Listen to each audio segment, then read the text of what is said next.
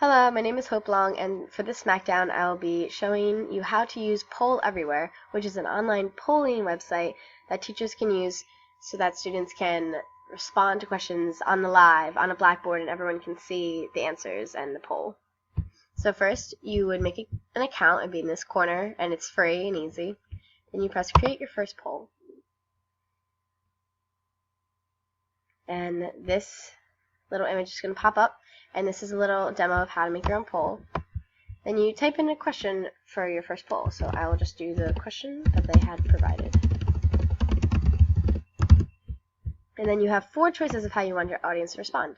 They can either respond multiple choice answers that you type in. They can respond open-endedly, which would be that they type in their own answer, and it will show up on the poll board. You can choose how you want their answer to show up.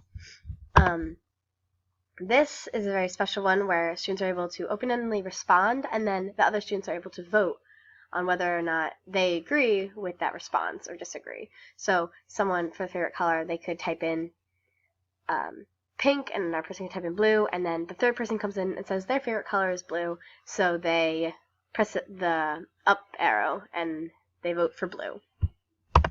Lastly, you can choose an image, and students are able to put a little pin on what part of it they like. So for this one, I would probably pick this colors one, and they'd be able to press, if they liked a very light green, they could press the light green, and that's how they would vote on their favorite color. So for this assignment, I'm just going to show you how to use the multiple choice. You can try out the rest when you use PollEverywhere. So you get to type out your responses that the students will get to vote on, and then you press Create.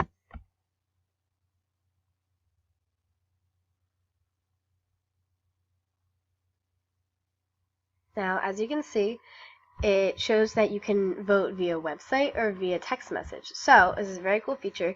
Either you could have all of your students on laptops or desktop computers, and they could type in this URL, or just press the URL when the thing is activated, and they could vote on there. Or they could text 22333 this message, and then a message will show up saying that yes, you're in the poll, and then they will either, here, when I activate the poll, you can see you text that message to that number to join, and then you either press A, B, C, or D, and then the audience's votes will show up on the screen, which is very cool.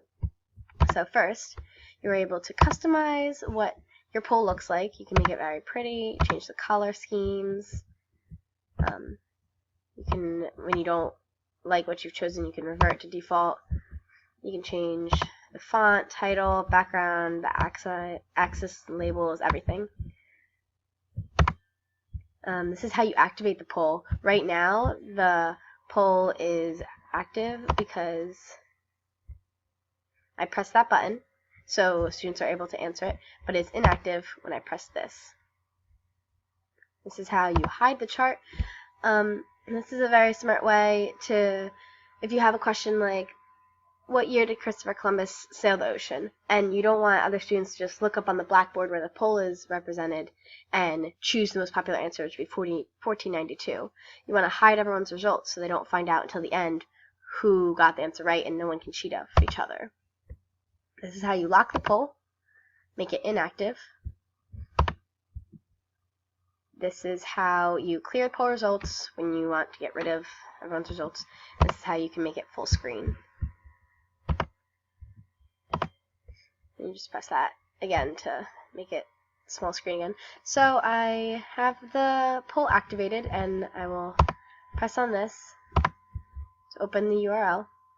And as you can see, you're able to vote on whichever one is your favorite color. So I press yellow, and it shows up.